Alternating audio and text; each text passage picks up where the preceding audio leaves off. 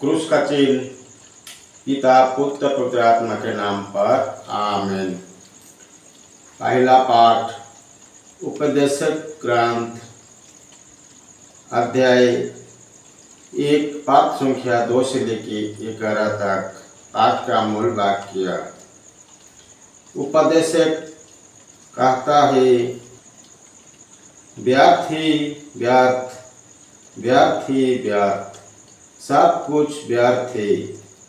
मनुष्यों को इस पृथ्वी पर के अपने सारे परिश्रम से क्या लाभ।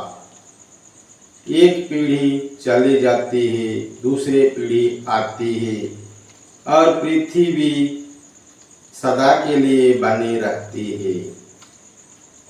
सूर्य उगता है और सूर्य अस्त हो जाता है, वो शीघ्र ही अपने उस स्थान पर जाता है जहाँ से वो फिर उगता है। हवा दक्षिण की ओर बहती है, वो उत्तर की ओर मुड़ती है। वो घूम घूम कर पूरा चक्कर लगाती है। सब नदियों समुद्रों में गिरती है, किंतु समुद्र नहीं भरता, और नदियों जिधर बहती है उधर ही बहती रहती है। ये सब इतना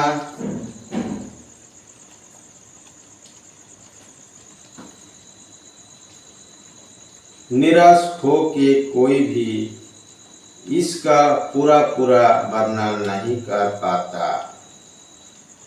आंखें देखने से कभी तृप्त नहीं होती और कान सुनने से कभी नहीं भरती। जो हो चुका है वो फिर होगा, जो किया जा चुका है वो फिर किया जाएगा।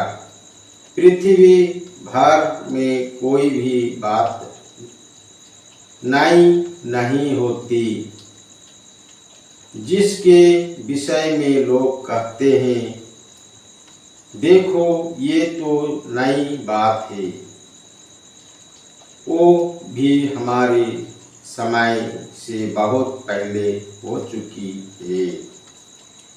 पहले पीढ़ियों के लोगों मिट गई है और आने वाले पीढ़ियों के भी स्मृति परिवर्तित लोगों में नहीं बनी रहेगी।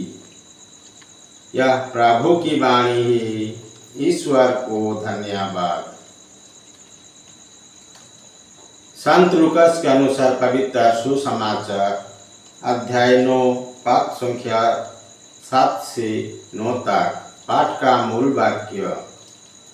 राजा हेरोद उन सब बातों की चर्चा सुनकर असमंजस में पड़ गया, क्योंकि कुछ लोगों कहते थे कि यूहन्ना मृतकों में से जी उठा है, कुछ कहते थे कि एलियास प्रकट हुआ है, और कुछ लोग कहते थे कि पुराने नबियों में से कोई भी जी उठा है।